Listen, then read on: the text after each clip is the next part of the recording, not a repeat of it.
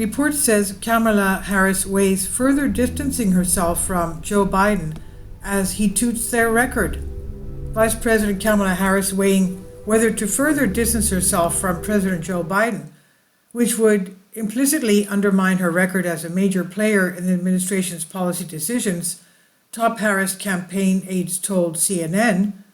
Biden refuses to allow Harris to campaign without escaping her record as his vice president. We're singing from the same song sheet. She helped pass all the laws. She's a major player in everything we've done, Biden told reporters last week in the White House press briefing room. Harris has been trying to run away from a catch-22. She cannot campaign on policies to fix crime, inflation, and border security without undermining the Biden-Harris administration's policies, yet she must toot the administration's policies to validate her record and candidacy. CNN reported on the political calculations Harris must make with her 29 days left until Election Day. Top aides to Kamala Harris are heading into the final month of the 2024 presidential race, still wrestling with how much distance she can credibly claim from Joe Biden as she looks for more ways to weave in breaks with him on the campaign trail. Harris was to create space, top aides say. She wants to create space, but not too much space. She wants to be loyal, but she also wants to win.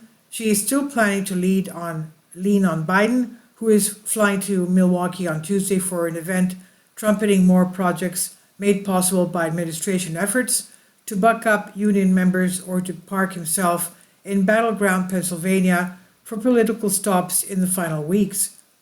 But no one on the vice president's team is upset that Biden is headed to spend a whole week of October overseas on a non-pressing diplomatic trip to Germany and Angola.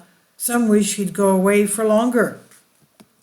Aides said Biden's decision to show up in the White House briefing room for his first time ever as president was aimed at breaking through the Americans a sense of a good week and holding off more violence in the Middle East, ending the dock workers' strike in another strong monthly jobs report.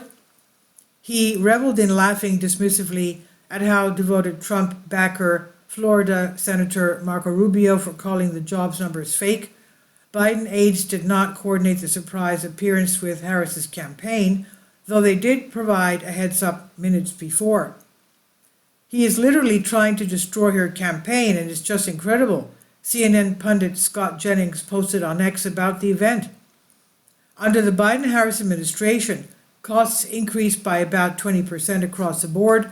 Russia invaded Ukraine, Hamas and Iran attacked Israel, illegal migrants invaded the southern border, and the nation suffered the deadliest Afghan withdrawal. I'm obviously not Joe Biden, and I offer a generation of leadership, Harris told Brian Taff of Philadelphia's Action News 6 ABC on September 13. She said, "My approach is about new ideas, new policies that are directed at the current moment. And also, to be very honest with you, my focus is very much in that we need to do what we need to do over the next 10, 20 years to catch up to the 21st century. Biden also undermined Harris when he stated several weeks ago that he delegated everything, quote unquote, as commander-in-chief to Harris, including foreign and domestic policy. Those comments surfaced before a report indicated Biden is dismayed that Harris undermined their record since he stepped aside from the presidential race in July. 6 people familiar with his comments told NBC News. Wendell Husebo is a political reporter from Breitbart News. This is from Breitbart, and this is on DAYUZ. Please leave your comments, and thank you for your support. Please support my Patreon account. The daily posts are 5 videos daily, and they are totally different from what I have on my YouTube channel. Thank you so much for your support and that you find all my content so interesting. You'll find the Patreon account details in the description box below.